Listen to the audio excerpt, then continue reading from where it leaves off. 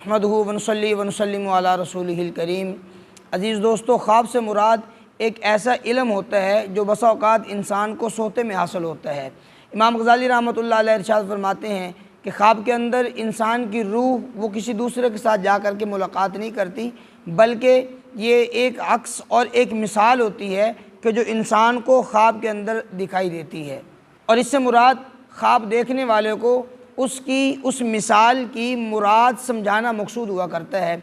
इसकी दायीर इस बात से भी होती है कि बस औक़ात इंसान दोपहर को सोता है और उसको ख्वाब के अंदर वो किसी दूसरे आदमी के साथ मुलाकात करता है, लेकिन वो दूसरा आदमी उस वक्त सोया हुआ नहीं होता, बल्कि वो अपने कामकाज के अंदर मसरूफ़ होता है।